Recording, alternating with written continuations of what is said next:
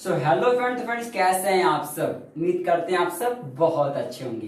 Friends आज हम लोग क्लास में देखेंगे अपनी रॉयल्टी अकाउंटिंग के बारे में। जैसा आप सभी जानते हैं ये वेरियस कोर्सेज में जैसे बीकॉम फर्स्ट ईयर हो गया, पीजी में भी ये चैप्टर कंटेन किया जाता है रॉयल्टी अकाउंट्स का। तो चलिए आज रॉयल्टी अकाउंट का बेसिक समझते हैं हम लोग और कुछ क्वेश्चन समझते हैं जिससे रॉयल्टी की स्टार्टिंग हो।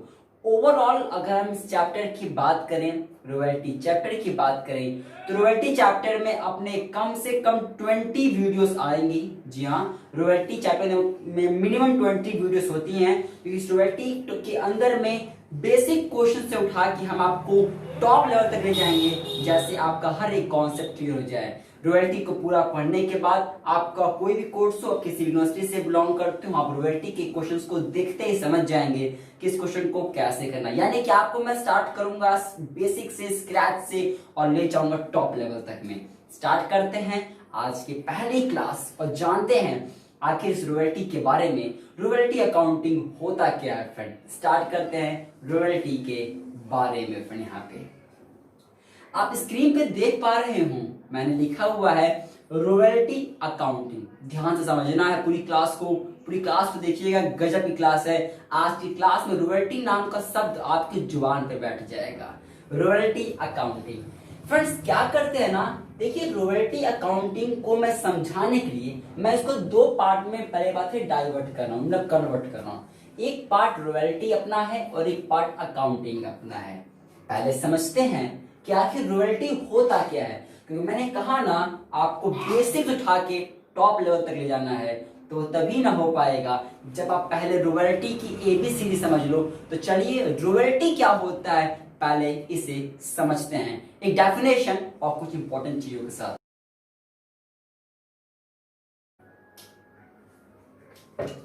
तो डेफिनेशन मैंने यहाँ पे लिख दिया है। डेफिनेशन को एक बार रीड करते हैं, समझते भी हैं एक बार। A royalty is a payment made by one party to another that owns a particular asset for the right to ongoing use of that asset। जी हाँ, ये थी डेफिनेशन अपनी। ठीक है फ्रेंड, यहाँ पे समझ में नहीं आया मुझे मालूम है। एक बात छोड़िए इस चीज को भी, चलते हैं पहले समझते हैं इस पूरी कॉन्सेप्ट को फ्रेंड। अब देखिए होता क्या है ना, रॉयल्टी मतलब एक समझिए एक तरह का एक पेमेंट है, एक फीस होता है। रॉयल्टी क्या है, एक पेमेंट है, एक फीस है जो कोई एक पर्सन दूसरे पर्सन को देता है। सर कोई एक पर्सन दूसरे पर्सन को क्यों फीस दे, कोई एक पर्सन दूसरे पर्सन को क्यों पेमेंट करे, समझाते हैं। समझिए फ्रेंड, हर पर्सन के अंदर में कुछ इंटेलेक्चुअल कैपेसिटी होती है। हर पर्सन के अंदर में कुछ इंटेलेक्चुअल कैपेसिटी होती है। समझाता हूं मैं आपको। ये मान लीजिए है इंटेलेक्चुअल। क्या है इंटेलेक्चुअल का क्या होता है फ्रेंड, इंटेलेक्चुअल होता है कोई भी चीज जो आप अपने बुद्धि से, आप अपने माइंड से बनाते हो। जैसे इसमें ट्रेड मार्क, समझाता हूं मैं आपको, ट्रेड सीक्रेट समझाता हूं मैं आपको अभी इसके बारे में। ठीक है, कॉपीराइट समझाता हूं इसके बारे में आपको, पेटेंट समझाता हूं मैं आपको इसके बारे में। अब होता क्या है ना, हर पर्सन के अंदर में कुछ इंटेलेक्चुअल कैपेसिटी होती है। ठीक है, जैसे इंटेलेक्चुअल मतलब क्या होता है, इंटेलेक्चुअल मतलब होता है कोई भी चीज जो आप अपने माइंड से बनाते हो। जैसे कॉपीराइट होता क्या है, मान लीजिए कि मैंने एक बुक लिखी, मैंने एक बुक लिख के पब्लिशर को दे दिया।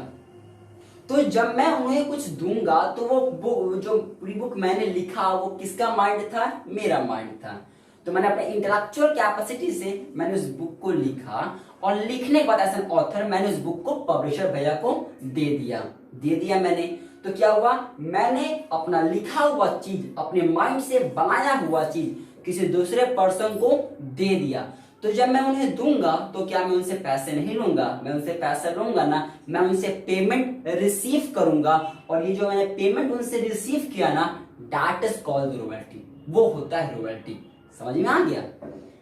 पेटेंट क्या होता है सर, मान लीजिए कि आपने क्या किया ना, आपने किसी भी एक चीज का कुछ नया खोज किया, नया डिस्कवरी किया। जी हाँ, समझाने के लिए मैंने आपको एग्जांपल देता हूं। कोविड-19 का फेस चल रहा है, अब उसमें कुछ दवाइयां बन रही हैं।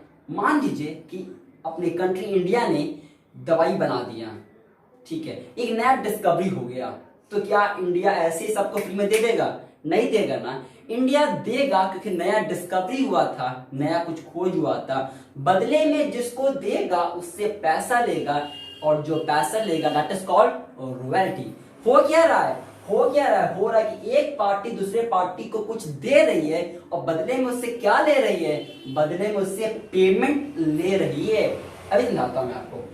ट्रेडमार्क, आपने सुना होगा ट्रेडमार्क, मैंने बताया ना आपको, बेसिक्स उठाऊंगा, टॉप लेवल तक ले जाऊंगा हर चीज में, क्योंकि बताया मैंने ना आपको, मैं अकाउंटिंग ऐसे ही पढ़ाता हूं, मैं अकाउंटिंग को कोरिलेट करके, क्योंकि जब तक आप कोरिलेशन नहीं करोगे ना, जब तक आप उस चीज को दूसरे चीजों के साथ फैमिलियर नहीं होगे ना, तब तक वो चीज मजा ही समझने में। समझाता हूं मैं आपको ट्रेडमार्क होता क्या है।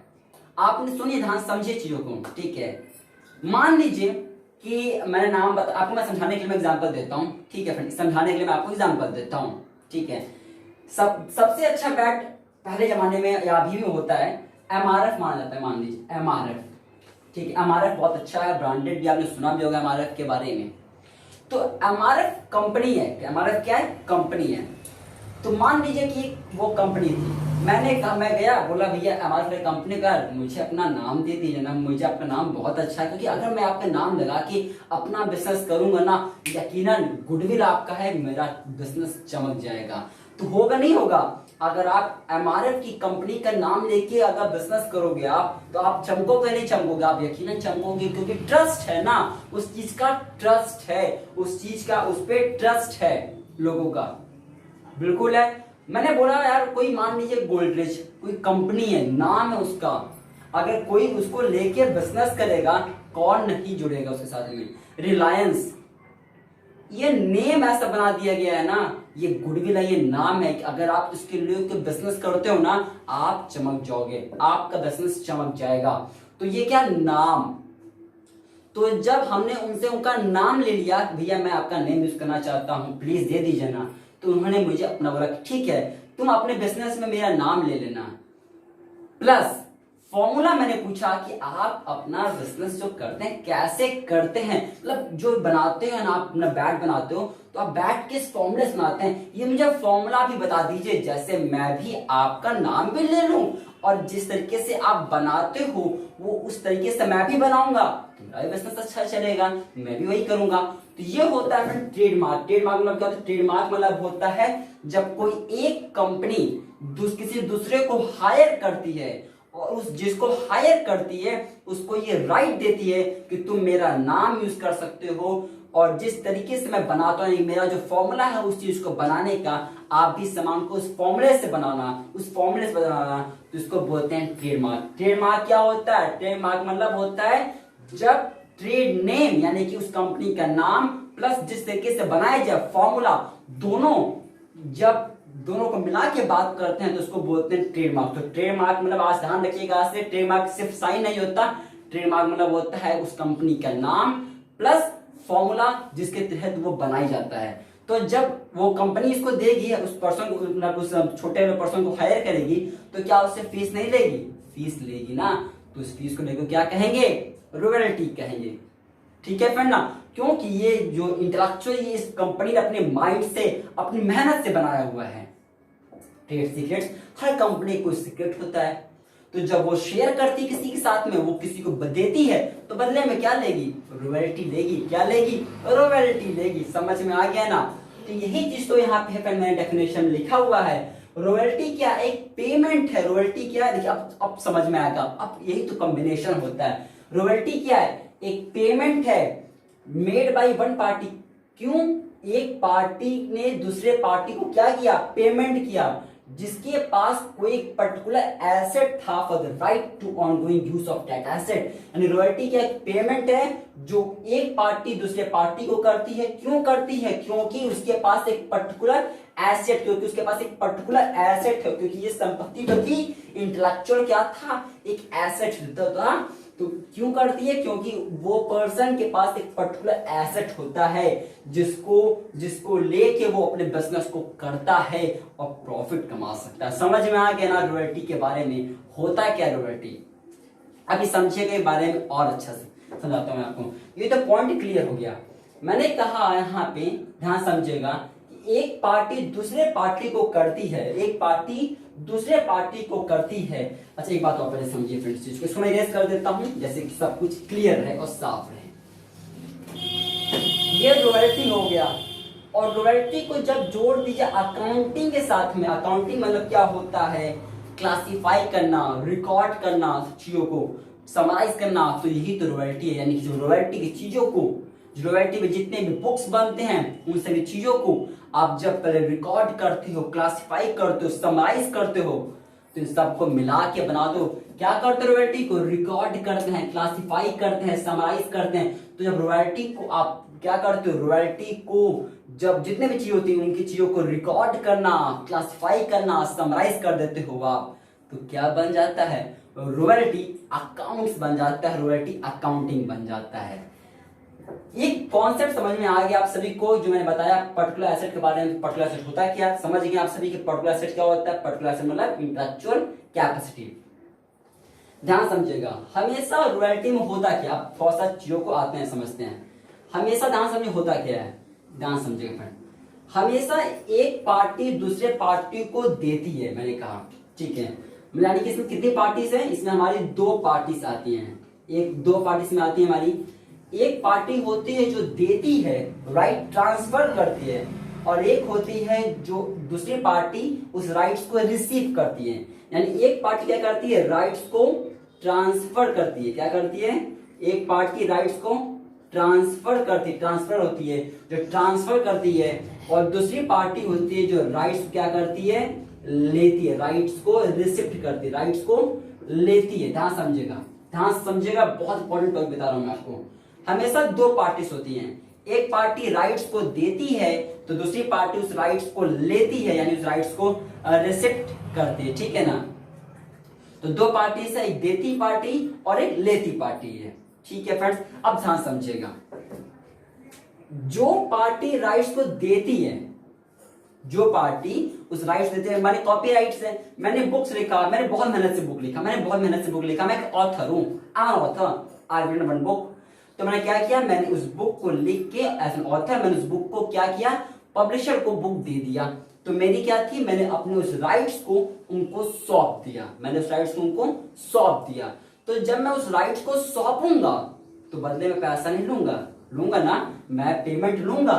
तो जब मैंने उनको वो एसेट दिया तो बदले मैंने उनसे पेमेंट लिया, और जो मैंने पेमेंट लिया ना यहाँ पे, उस पेमेंट को हम लोग बोलते हैं रिवेन्यू इनकम। क्या बोलते हैं फ्रेंड?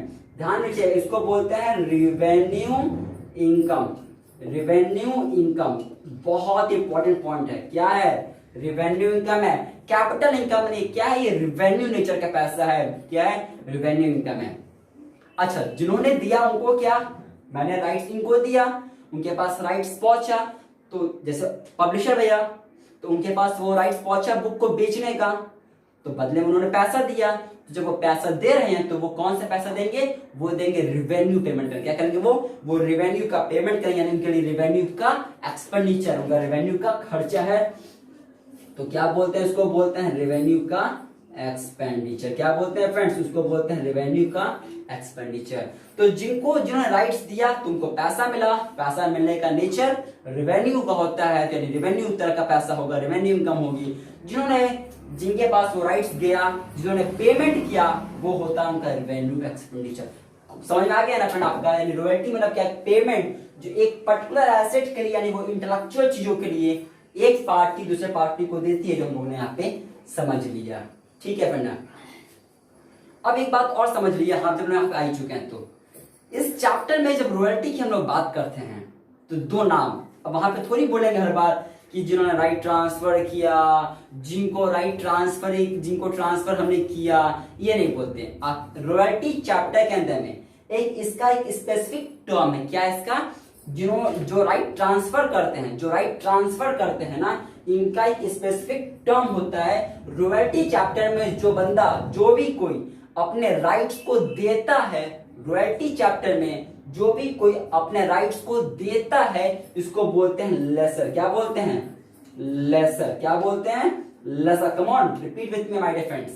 जो भी रॉयल्टी चैप्टर में अपने राइट्स को किसी को देता है वो होता है लेसर, और जिनके पास से राइट्स पहुंचा वो होते हैं लेसी। क्या होते हैं? वो होते हैं लेसी। ये दो वर्ड ध्यान रखना आप सभी को, लेसी। तो अब से हम लोग ये नहीं बोलेंगे कि राइट्स जिन्होंने दिया, जिनके पास राइट्स पहुंचा वगैरह वगैरह, नॉट वी विल टॉक। अब हम लोग क्या बोलेंगे? अब हम लोग बोलेंगे दो पार्टीज होती हैं, एक पार्टीज होती है लेसर, एक पार्टी होती है लसी। कम ऑन, क्या बोलेंगे अब से? एक पार्टी होती है लेसर, एक पार्टी होती है लसी। लेसर क्या करते हैं? राइट्स को, लेसर क्या होते हैं? राइट्स को देते हैं। किसको देते हैं? लसी को देते हैं। बदले में लेसर को क्या मिलता है? बदले में लेसर को रिवेन्यू का पैसा, रिवेन्यू इनकम मिलता है। पॉइंट क्लियर है ना?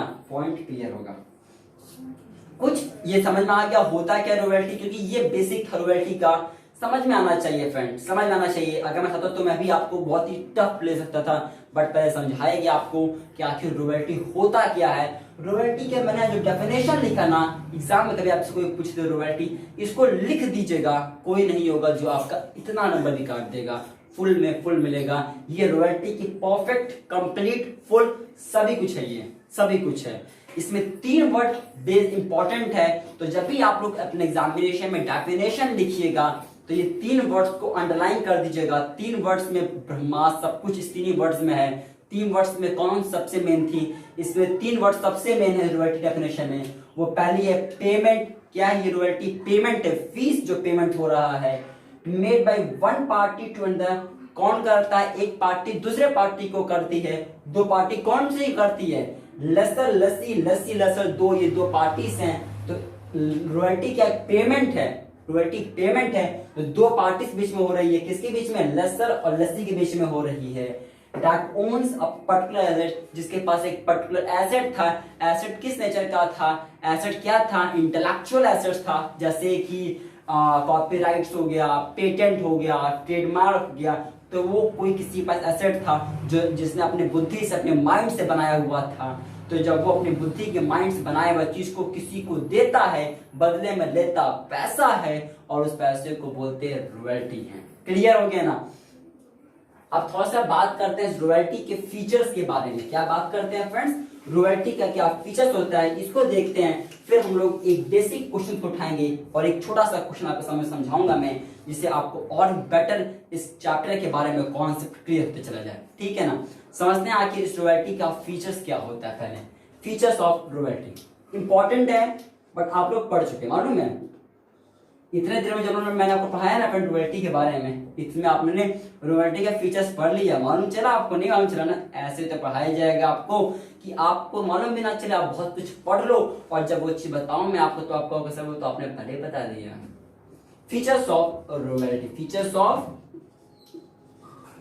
रॉयल्टी समझते हैं आखिर क्या क्या फीचर्स होता है अपने रॉयल्टी का। पहला फीचर्स रॉयल्टी का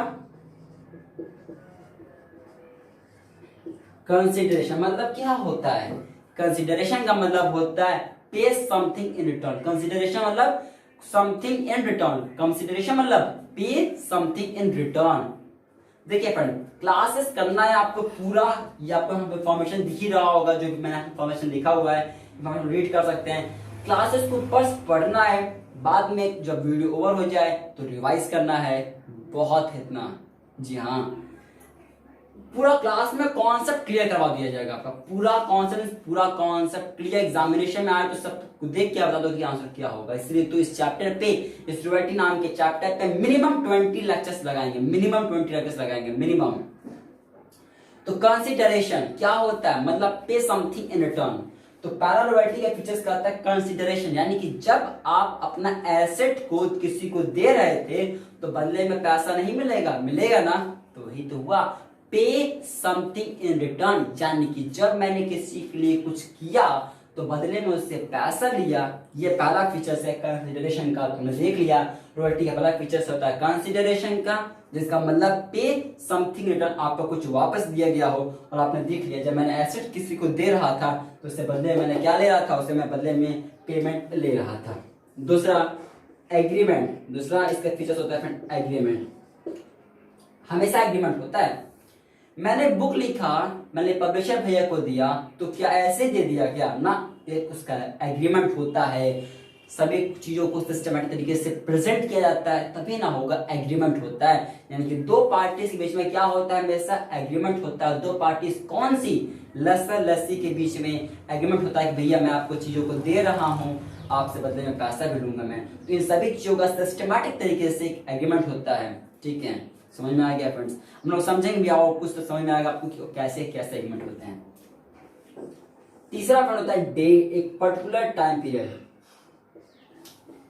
पर्टिकुलर टाइम पीरियड। ऐसा थोड़ी कि एक दिन के लिए, 2 दिन के लिए, 5 दिन के लिए ले लो, ऐसा थोड़ी होता है। एक पर्टिकुलर टाइम पीरियड होता है। आप सभी समझो भी, जैसे मानिए मैं इन ऑथर हूं, मैंने अगर पब्लिशर भैया को बुक दिया ना, मैंने उनको बुक दिया तो एक टाइम पीरियड ले दिया कि 1 साल के लिए आप मेरी बुक को यूज करना, 1 साल के लिए आप मेरी बुक को यूज करना, बेचना मार्केट में, और जो पैसा मिलेगा मुझको रॉयल्टी देना, बोलते हैं ना। तो क्या होता है, रॉयल्टी हमेशा एक पर्टिकुलर टाइम पीरियड लिए किया जाता है। Okay friends. चौथा पार्टीज, इसमें कुछ पार्टीज होती हैं, समझिएगा हम लोग। इसमें मेनली 2 पार्टीज होती हैं अपनी, एक अपना इसमें लस्सर होता है और एक अपना लस्सी भैया होते हैं इसके अंदर में। पांचवा फीचर्स होता है फिर यहाँ पे, पहला ये, दूसरा ये, तीसरा ये, चौथा ये, पांचवा इसका फीचर्स होता है basis of calculation. Basis of calculation, royalty जब हम लोग पढ़े ना तो इसमें एक अलग तरीका कैलकुलेशन होता है। इसके साथ जो हम लोग आने वाले न्यूमेरिकल में करूंगा तो आपको समझ में आएगा। ओवरऑल 20 न्यूमेरिकल्स हम लोग इस चैप्टर में देखेंगे। ओवरऑल 20 न्यूमेरिकल्स हम लोग इस चैप्टर में देखेंगे, 20 न्यूमेरिकल्स।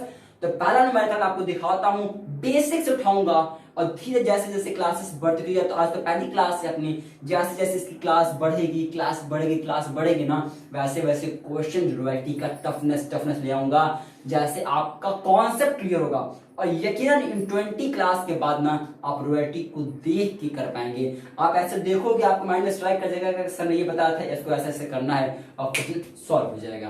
तो पहला न्यूमेरिकल बहुत ही बेसिक सा समझाने के लिए आपको मैं ले आ रहा हूं अब, कि न्यूमेरिकल होता कैसा है, इसका करते कैसे हैं, उनके अंदर के टर्मिनोलॉजी, उनके अंदर में यूज करने वाले वर्ड्स का मतलब क्या होता है। चलिए देखते हैं पहला क्वेश्चन आपके स्क्रीन पे यहाँ पे। तो फ्रेंड्स क्वेश्चन आपके स्क्रीन पे है। मैं चाहता हूं कि आप लोग वीडियो को पॉज कर दिए यहाँ पे और इस क्वेश्चन को पहले नोट डाउन करिएगा। सभी लोग जितने भी स्टूडेंट्स हैं क्लासेस में, क्या करना है आपको, पहले वीडियो को पॉज करना है। बेसिक क्वेश्चन है ये, पहला क्वेश्चन। अभी ऐसे हम लोग 20-25 क्वेश्चन देखेंगे तो कॉन्सेप्ट क्लियर हो जाएगा। तो पहला क्वेश्चन आपकी स्क्रीन पे से दिख रहा है, आप वीडियो को पॉज करिए, क्वेश्चन को नोट डाउन करिए। पहले क्वेश्चन आप लोग नोट डाउन कर लिया होगा, मैं समझ रहा हूँ यहाँ पे। ठीक है फ्रेंड्स, अब देखिए फ्रेंड, जो आपने क्वेश्चन नोट डाउन किया हुआ है ना, अब ध्यान समझना है। इस क्वेश्चन को मैं थोड़ा सा समझाता हूँ आपको। पहले क्वेश्चन के हिसाब से क्वेश्चन ये कह रहा है कि अरविंद कोल लिमिटेड, जो अरविंद कोल कंपनी जो आपकी है, ये इन्होंने लीज पे 15 साल के लिए, 15 साल के लिए, जो 1 जनवरी 1994 से चल रहा है, उस पर रॉयल्टी दिया जा रहा है 25 पैसे का। रॉयल्टी माने की बताया, रॉयल्टी क्या है, पेमेंट। रॉयल्टी क्या है, पेमेंट है। और किस पे पेमेंट है, 25 पैसा पर टन पे, 25 पैसा पर टन पे रॉयल्टी दिया जा रहा है। ध्यान में रखिएगा, अंडरलाइन कर दिए इस वर्ड को, रॉयल्टी 25 पैसे पर टन, इस लाइन को अंडरलाइन आप कर दीजिएगा, इंपॉर्टेंट है। इसी पे सारा कैलकुलेशन है, ठीक है ना। जिसपे मिनिमम रेंट दिया जा रहा है 10,000 का। मिनिमम रेंट क्या है, 10,000 पर एनएम का मिनिमम रेंट है। और क्वेश्चन आगे सबसे इंपॉर्टेंट लाइन, अगला वर्ड लिखा गया है, power to recoup short working during the first 4 year of the lease. इसको भी क्लिक कर लीजिएगा, मैं समझाऊंगा होता क्या है उसका। फिर आपके सामने आउटपुट दिया गया है, ठीक है। ये क्वेश्चन आपके सामने स्क्रीन पे फिलहाल अभी दिख रहा था फ्रेंड। तो आपने क्वेश्चन को देख लिया अच्छा से। क्वेश्चन में 3 लाइन वेरी इंपॉर्टेंट थी फ्रेंड, 3 लाइन बहुत इंपॉर्टेंट थी। पहला इंपॉर्टेंट था रॉयल्टी पर, देखिए एग्जामिनेशन में करना क्या, क्योंकि बेसिक्स उठा के ले चलना ना टॉप पे। तो पहला इंपॉर्टेंट था रॉयल्टी 25 पैसा पर टन का, रॉयल्टी 25 पैसा पर टन का इंपॉर्टेंट था, ये अंडरलाइन कर लीजिएगा। फिर इंपॉर्टेंट था मिनिमम रेंट 10,000 रुपए का, अभी टिक कर लीजिए, बताता हूं होता क्या है। और फिर आगे लाइन बोला था power to recoup, short working अगर होती है तो आप पहले 4 साल में उसको रिक्यूब कर सकते हैं। ठीक है फ्रेंड ना, चलिए अब मैं समझाता हूं आपको करना क्या, कुछ ध्यान समझिएगा फ्रेंड। क्वेश्चन करना गया है, समझाता हूं, समझ जाएंगे बहुत अच्छे से, क्योंकि अब तो पहला क्वेश्चन समझ रहे हैं ना आप लोग, चैप्टर रॉयल्टी का पहला क्वेश्चन है और पहले में इतना गजब बताएंगे ना, हर चीज को समझेंगे आप, ध्यान समझिएगा। ईयर, और मैंने 9 कॉलम्स बनाए हुए, पहला कॉलम ईयर का है जो साल था, जो क्वेश्चन बुक में दिया था। आपने देखा क्वेश्चन में ईयर्स थे 94, 95, 96, 97, 98, मैंने वहां पे नोट डाउन कर दिया। फिर क्वेश्चन में दिया गया था आउटपुट हर साल का, मैंने आउटपुट लिख दिया हर साल का 30,000, 36,000, यानी कि 1994 में 30,000 टन का सामान बना था। 1995 में 36,000 टन का सामान बना था। आउटपुट है, ये आउटपुट है। 96 में 40,000 का आउटपुट टन सपना बना था। 97 में 48 बना था, 40 और 98 में मेरा इतना सामान बना था। अब पहला वर्ड जो मैंने टिक करवाया, क्या करवाया था कि ये जो सामान बना था तो इस सामान का रॉयल्टी यानी इस सामान का पेमेंट कितना होना चाहिए, इस सामान का पेमेंट कितना होना चाहिए, मैंने बताया ना क्या लिखा गया था, रॉयल्टी क्वेश्चन में था कि रॉयल्टी जितना भी टन बनाते हो आप उस टन का 25 पैसा टन आपको हम पेमेंट करेंगे। यानी कि जिस भी कंपनी का था तो उस कंपनी ने क्या किया, यानी माइंस का क्वेश्चन है ये मेनली, तो क्या हुआ इसमें कि इतना सामान है और हर सामान पे हर टन पे मैं आपको 25 पैसा पेमेंट करूंगा, ये रॉयल्टी हो गया। तो 36,000 का 25% कितना होता है, 25 पैसा, यानी कि कितना आपको हो जाएगा 7500, कितना 7500 मैंने आप पे नोट डाउन कर दिया। समझ में आ गया क्या करना है। तो रॉयल्टी कैसे निकाल रहा हूं मैं, रॉयल्टी यानी कि जो पेमेंट हो रहा है, पेमेंट क्वेश्चन के हिसाब से कहता है क्वेश्चन कि 25 पैसा पर टन, अगर इतना मेरा आउटपुट था तो कितना रॉयल्टी हो जाएगा, इतना रॉयल्टी हो जाएगा। फिर इसका कितना हो जाएगा, 25 पैसा निकाल देते हैं, आपका जाएगा 9,000, इसका निकालते हैं तो आपका हो जाएगा 10,000, इसका निकालते हैं आपका हो जाएगा 12,000, इसका निकालते हैं आपका हो जाएगा 60,000 का आपका हो जाएगा, ये मेरा रॉयल्टी हो गया, इतना मेरा रॉयल्टी हो गया। ठीक है ना, इसको रॉयल्टी मेरा हो गया फिर। ठीक है, तो 25 पैसा के हिसाब से उन्होंने कहा था तो मैंने 25 पैसा के हिसाब से निकाल दिया। समझ में आ गया। अब क्वेश्चन आगे क्या कहता है, क्वेश्चन ध्यान समझना है। फिर मैंने क्या टिक करवाया था, मैंने टिक करवाया था, आप लोग टिक करिए, मिनिमम रेंट कितना 10,000 का क्वेश्चन में दिया था, मैंने टिक करवाया ना कि अब टिक करिए मिनिमम रेंट को। एक बार मैं नोट डाउन कर देता हूँ मिनिमम रेंट को इस कॉलम में, समझाता हूँ फिर अब आपको आगे आखिर होता क्या है। 10,000, 10,000, 10,000, 10,000 और 10,000, मैंने यहाँ पे ऐसे ही नोट डाउन कर दिया। अब मैं समझाता हूँ होता क्या है, ध्यान समझे, अब मजा आएगा क्वेश्चन, अब मजा आएगा। मैंने ईयर लिख दिया, मैंने आउटपुट लिख दिया, मैंने रॉयल्टी लिख दिया। रॉयल्टी मतलब पेमेंट होता है, पेमेंट यानी कि जितना भी आउटपुट होगा उस आउटपुट पे कितना पेमेंट, कितना फीस उस बंदे को मिलेगा, उस पर्सन को मिलेगा जिसका वो सामान था, यानी कि लेसर को मिलेगा। कौन करेगा, लेसी करेगा। किसको करेगा, लेसर को करेगा। कौन करेगा, लेसी करेगा। किसको करेगा, लेसर को करेगा। कितना करेगा, पर टन पे 25 पैसा। इतना आउटपुट था तो इतना रॉयल्टी हो गया। रॉयल्टी किसको मिलेगा, किसको मिलेगा पैसा, पैसा किसको मिलेगा, पैसा मिलेगा लेसर को। अब ध्यान समझेगा, समझाता हूं मैं आपको, समझाता हूं मैं आपको होता क्या है। होता ये है ना कि मान लीजिए, समझाता हूं मैं आपको, ये क्वेश्चन तो माइंस का वैसे है, मैं समझाता हूं बुक्स के तौर पे। मान लिया मैंने एक ऑथर था, मैं एक ऑथर हूं, मैंने बुक दे दिया पब्लिशर को। ठीक है, मैंने बुक दे दिया पब्लिशर को। तो जब मैंने बुक दिया पब्लिशर को तो क्या मैं ऐसे बुक दे दूंगा, क्या मैं इतना बुक बनाया हूँ, ले जाओ आप सेल करना, जितना होगा उतना मुझे पैसा दे देना? नहीं, ऐसा नहीं होता। जब मैं अपनी बुक को लेके पब्लिशर को देता हूँ तो मैं बोलता हूँ कि भाई, मेरे भाई, जब साल खत्म होगा, जब साल ओवर होगा ना, तो मुझको इतना रुपए तो कम से कम दे ही देना आप, यानी कि मिनिमम रेंट। मैंने क्या बोलता हूं उसको, आप मेरी बुक लो, आप मेरी बुक को बेचो मार्केट में, लेकिन मुझको इतना रुपए तो चाहिए ही चाहिए, कम से कम साल के एंड में मुझे इतना रुपए चाहिए ही चाहिए। ऐसा एक तरह का श्योरिटी लेने का कोशिश करता है लेसर। लेसर क्या करता है? लेसर एक तरह का श्योरिटी लेने की कोशिश करता है मिनिमम रेंट के द्वारा, जिसमें मिनिमम रेंट में क्या दर्शाया जाता है? मिनिमम रेंट में का मतलब होता है कि कम से कम मैं आपसे इतना रुपए तो लूंगा ही लूंगा, मैं आपसे कम से कम रुपए लूंगा ही लूंगा। ऐसा क्यों? ऐसा एक तरह का सेफ होने के लिए। ऐसा क्यों? ऐसा एक तरह का किया जाता है सेफ होने के लिए। समझाता हूं मैं एक एग्जांपल के तौर पे। मान लीजिए कि मैंने बुक को लिख के उस पर्सन को दिया, उस पब्लिशर को दिया। पब्लिशर तो वो एक पब्लिशर है मान लीजिए। अब उस पब्लिशर के पास हमारी बुक तो सिर्फ नहीं आएगी, उसके पास तो हमारी बुक भी आ रही है, उसकी बुक भी आ रही है, उसकी बुक भी आ रही है, उसकी बुक भी आ रही है। तो क्या मालूम कि वो शायद वो मेरी बुक पे इतना ध्यान ना दे, उसकी बुक ज्यादा बेच दे, उसकी बुक ज्यादा बेच दे, तो हमारा बुक तो नुकसान हो गया। इसलिए क्या करते हैं? इसलिए कि मिनिमम अमाउंट फिक्स कर देते हैं कि भैया मुझे आपसे इतना रुपये लेना ही लेना है, तो इसको बोलते हैं मिनिमम रेंट। तो क्वेश्चन में कहा गया कि इतना सामान बना रहा हूं, बनाओ, और तुमसे मैं इतना रुपये पेमेंट लूंगा, लेकिन मैं कम से कम तो तुमसे इतना रुपये लूंगा ही लूंगा। ठीक है, नुकसान हो रहा होगा, आपको समझ में आएगा। देखिए कैसे। अब आते हैं क्वेश्चन पे। तो 1994 में देखिए, 1994 में कितने का पेमेंट करना चाहिए था? 1994 में पेमेंट होना चाहिए था 7500 का। क्यों? क्योंकि जितना सामान बना उस सामान पे जो रॉयल्टी था, जितना भी सामान बना उस सामान पे जो रॉयल्टी आना चाहिए था सिर्फ 7500 का। लेकिन मिनिमम रेंट यानी कि सिक्योरिटी के तौर पे हमें उस बंदे को 10,000 रुपए देना पड़ गया। यानी कि उस पर्सन का, यानी जो दे रहा था, यानी कि जो लेसी था, लेसी का 2500 का नुकसान हो गया। यानी कि 2500 का उसका शॉर्ट वर्किंग हो गया। क्यों हो गया? नुकसान हो गया ना। काम कितने का हुआ था? काम हुआ था सिर्फ 7500 का, लेकिन कितना रुपए उसको देना पड़ गया? मिनिमम रेंट कितना देना पड़ गया? उसको देना पड़ गया 10,000 का। यानी उसको 2500 का नुकसान हो गया, शॉर्ट वर्किंग हो गया, कमी हो गई, नुकसान हो गया। किसका हुआ? लस्सी का हुआ ना।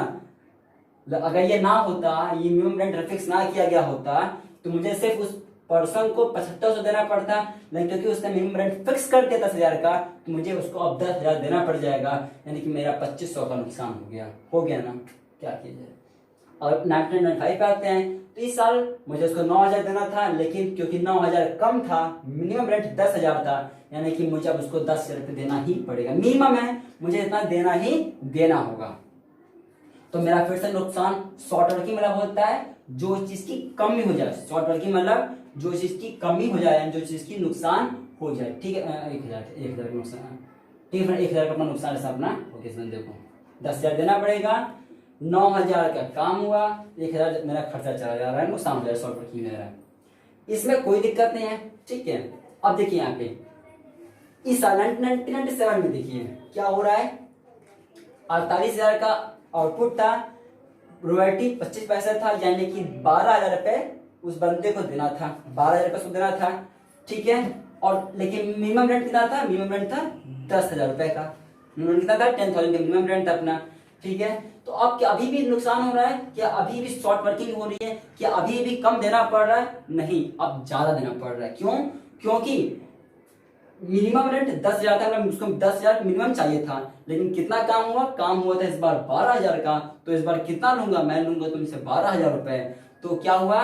यानी कि अब इस बार सरप्लस हुआ, शॉर्ट वर्किंग नहीं हुआ। इस बार क्योंकि ज्यादा हो रहा है तो शॉर्ट वर्किंग नहीं हुआ। इस बार क्या हो गया? इस बार हो गया सरप्लस। क्या हो गया? इस बार हो गया सरप्लस। सरप्लस क्या शो करता है? सरप्लस शो करता है जब रॉयल्टी का पैसा ज्यादा होता है मिनिमम रेंट से, तो जितना भी अमाउंट होता है इस अमाउंट को सरप्लस के अंदर में हम लोग शो करते हैं फ्रेंड। तो यहाँ पे देखिएगा इस साल में भी 15,000 का आउटपुट रॉयल्टी था, मिनिमम रेंट 10,000 था, यानी कि 15,000 रुपए देना पड़ेगा उसको रॉयल्टी। और मिनिमम रेंट में क्या दिया जाता है? रॉयल्टी मिनिमम रेंट में दिया जाता है मेनली रॉयल्टी, लेकिन वो पैसा मिनिमम रेंट से ज्यादा होना चाहिए। ठीक है, तो इसमें कितना पे करूंगा? इसमें 15,000 वो लस्सी पे करेगा। ठीक है, 15,000 पे करेगा, तो कितना रुपए उसको सरप्लस देना पड़ेगा इस बार? तो उसको 5,000 रुपए ज्यादा और देना पड़ेगा। ठीक है, मिनिमम रेट 10,000 था, उसे 5,000 ज्यादा देना पड़ेगा। क्लियर हो गया? अब समझ में आ गया सर। अब यहां तक तो बात क्लियर हो गया। अब एक नया टर्म आया, ध्यान समझिएगा, शॉर्ट वर्किंग रिक्यूब्ड का। आप क्वेश्चन पढ़िए फिर से एक बार। क्वेश्चन कह रहा था क्वेश्चन आप ध्यान समझिए, and power to recoup short working during the first 4 year of the lease. अब समझाता हूं मैं आपको, अब इस लाइन का मतलब समझ में आएगा आपको। देखिए फ्रेंड, ध्यान समझिएगा।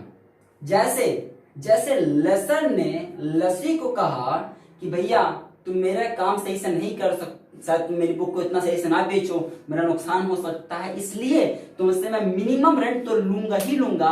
यानी एक तरह का लेसर ने क्या किया, अपने आप को सेफ रखने के लिए, अपने आप को सेव करने के लिए एक मिनिमम रेंट का कॉन्सेप्ट ला दिया।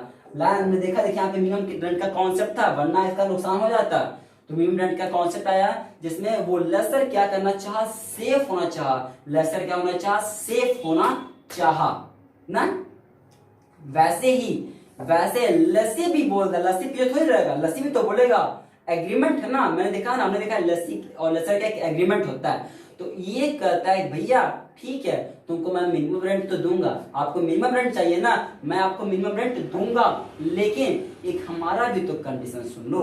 हमारा कंडीशन ये है कि जिस साल तुमको सरप्लस होगा, जिस साल तुमको सरप्लस होगा, उस साल तुमसे पैसा हम, जो हमारा नुकसान हुआ था वो पैसा तुमसे लेंगे हम। यानी कि जो शॉर्ट वर्किंग तौर पे हमारा नुकसान हो रहा था ना, लस्सी बोलता है भैया तुमको मैंने शॉर्ट पैसा दिया था तो मुझे मेरा नुकसान हो रहा था ना यहाँ पे, तो भैया जिस साल तुम्हारा सरप्लस होगा ना, जिस साल तुमको ज्यादा पे करना पड़ा था ना, उसमें मैं तुम्हारा पैसा काटूंगा। और किस टर्म्स पे काटूंगा, किस बेसिस पे काटूंगा, वो हर क्वेश्चन पे डिपेंड करता है। हर क्वेश्चन में लिख के देगा कि कितने साल तक का पैसा आप रिक्यूब कर सकते हो। जैसे इस क्वेश्चन में कहा हुआ है कि and power to recoup during the first 4 year. Question क्या कह रहा है कि पावर है उस लस्सी के पास में कि पहले 4 साल में अगर कोई शॉर्ट वर्किंग होती है तो उसका पैसा वो रिक्यूब कर सकते हैं। पहले 4 साल में उसके अंदर सिक्योरिटी दिया हुआ है